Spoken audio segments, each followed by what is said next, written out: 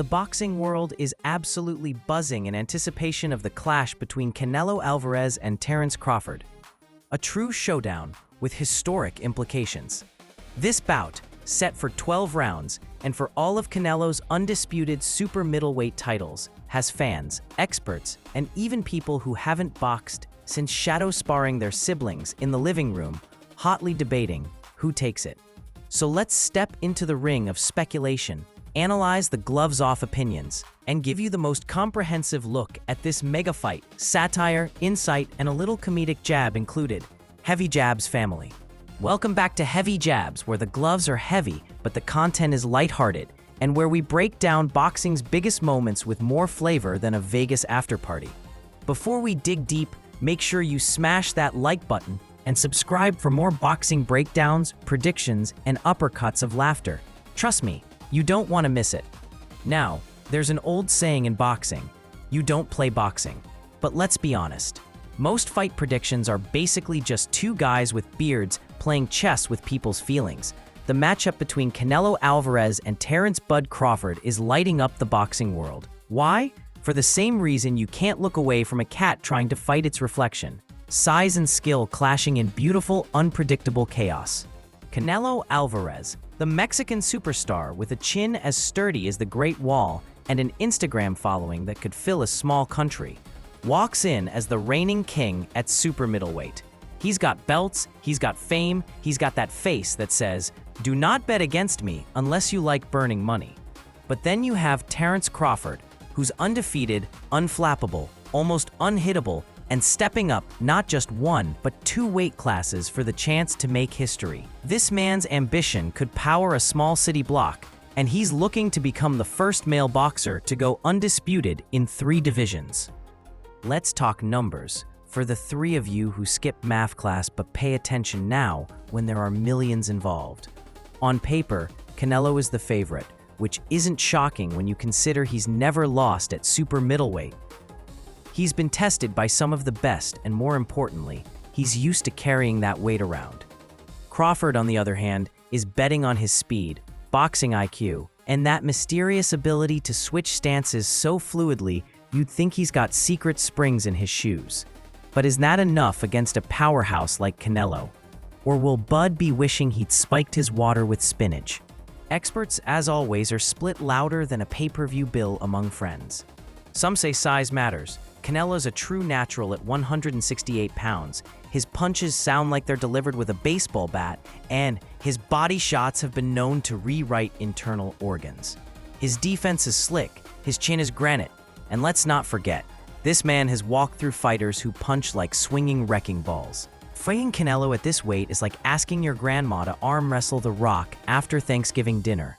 But there are plenty of voices giving Crawford a real chance, and not just the kind of chance you give your phone's weather prediction.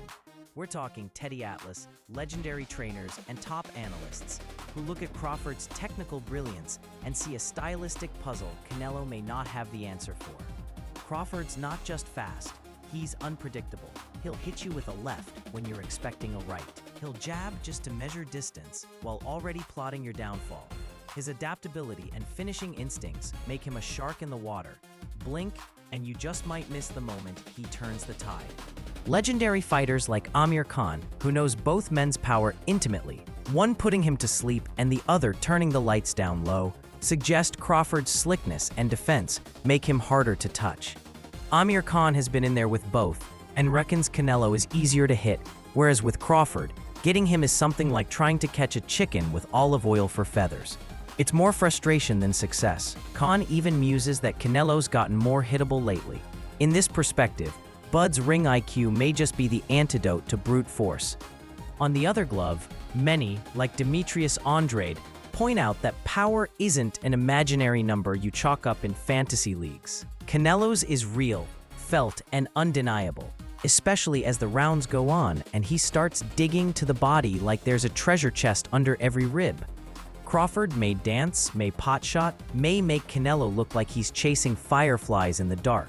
But all it takes is one of those big, thudding body shots to change the script. And remember, Bud's durability at this weight is untested. It's one thing to eat a welterweight's best punch, it's another to take a super middleweight's Sunday special. Betting odds have mostly sided with Canelo, likely for this very reason. He's the larger man, with more experience at this weight and a proven track record of endurance and chin. But the odds, like your friend's guitar skills at karaoke, aren't always reliable indicators of victory. There's a strong chorus of fans convinced Bud's boxing education will let him outpoint the Mexican maestro.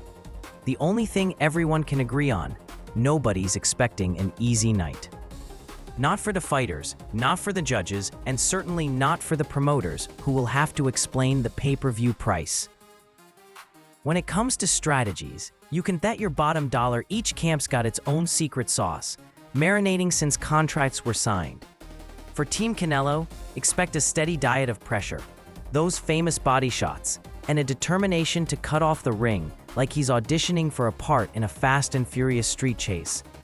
He'll look to slow Crawford down, gradually wearing him out so that those quick feet start feeling more like walking through cement than canvas. Crawford's camp, meanwhile, is banking on Bud's speed, ability to change angles, and that signature tendency to take away an opponent's strengths a round at a time. He'll probe, adapt, and manipulate distance with the patience of someone building IKEA furniture, except he's assembling a legacy with every feint and jab. Let's not forget about mind games. Canelo, with veteran savvy and a poker face that could win him money in Vegas even when he's not boxing, tends to look unbothered at all times.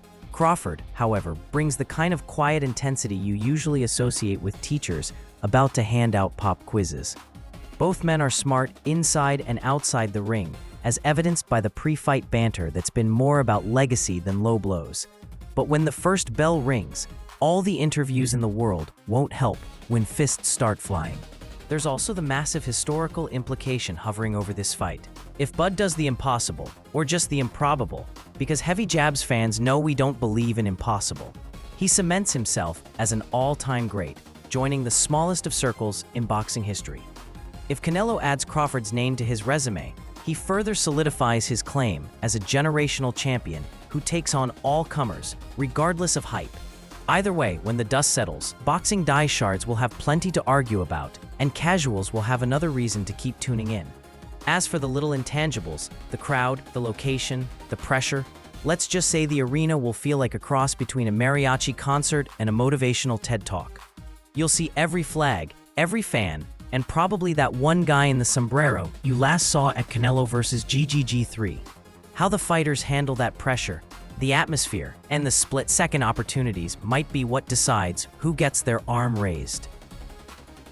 In the end, some predictors see Canelo by late stoppage or a decision, while others are putting their faith in Bud's ability to make history with a masterclass in movement, defense, and punch selection.